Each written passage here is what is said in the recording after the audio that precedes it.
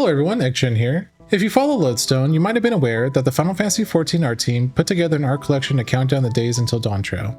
With the Dawntrail's official release underway and the countdown completed, I decided to compile all of the art pieces together into one place for your viewing pleasure. Although I'm no artist, I'll be providing some light commentary and invite you to tell me which piece of art is your favorite down in the comment section below. Without any further delay, let's begin. In this very first picture, we have a Pictomancer.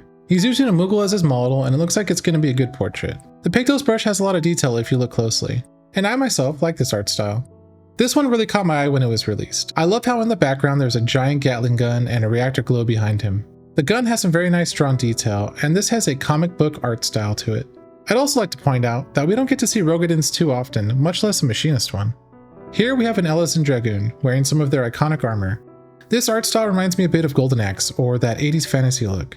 The colors are very dark and there's a sense of danger or fear in her eyes. Overall, a very nice piece. This looks to be a Hrothgar ninja.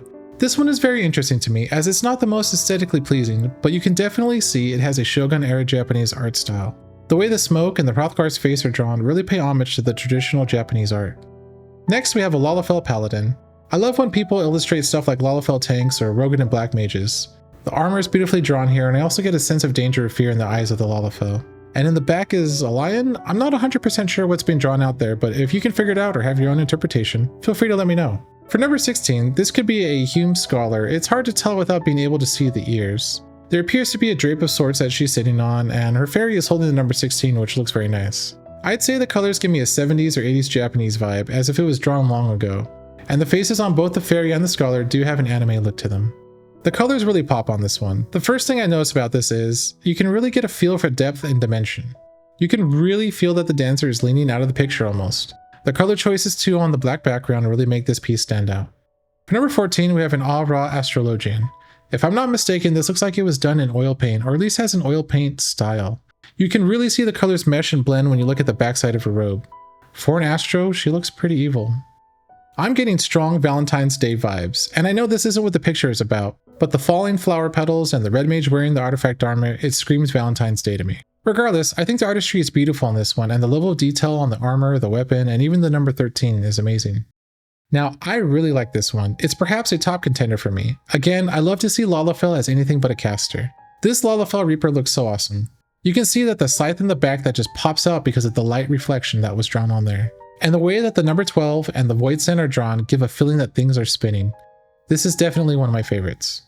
I know that I said the last one was one of my favorites, but so is this one.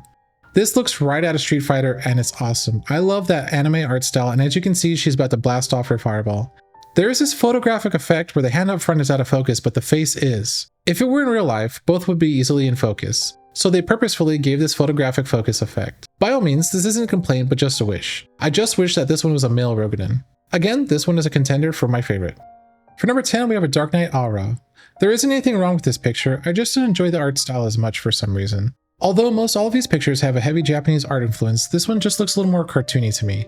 Still a great piece, just not my favorite. This has a very neat theme as it's done in Final Fantasy XIV's sticker art. Sadly, I think this is the only Black Mage piece, and I was hoping for more Fire and Brimstone, but this one is really awesome, and it literally looks like everything was done with the stickers.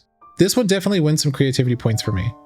I love this one. I'm not sure if it's the colors or my aging memory, but this reminds me of one of those 80s fantasy anime.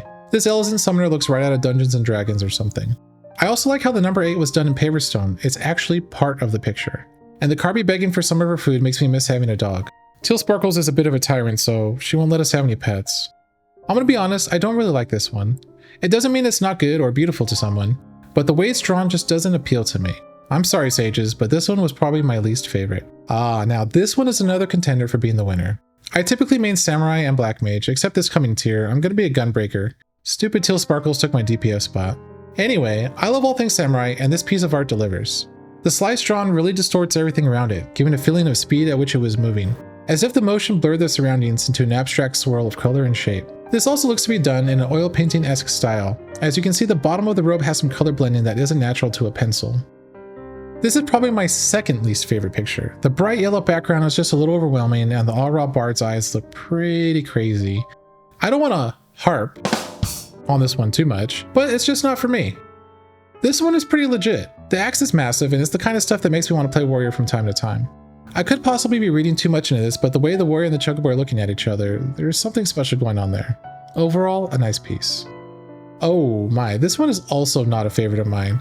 It has a cutesy look to it as if the white mage is flying through the air, but I don't know, maybe it's the color palette or something. It's not bad, it's just not something I'd want to hang on my wall.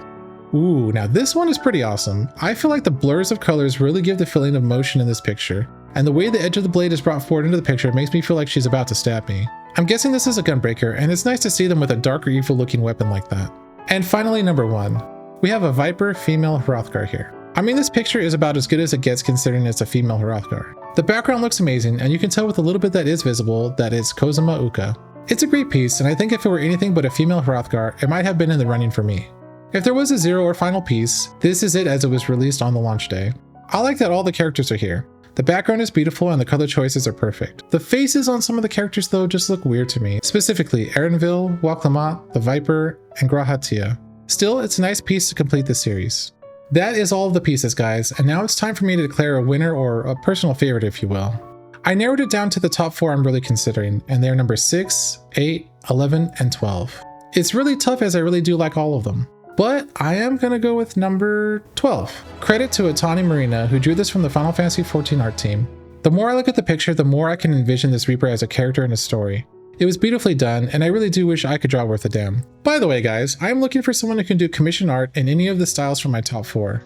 So if you're an artist and can produce something of similar quality at a low price, just email me through my channel's information page. Guys, thanks so much for checking out this video. I myself am still going through the Dawntrail MSQ, and I can't wait to put out some more news, guides, and insightful content. Thanks for watching, and I will see you all next time.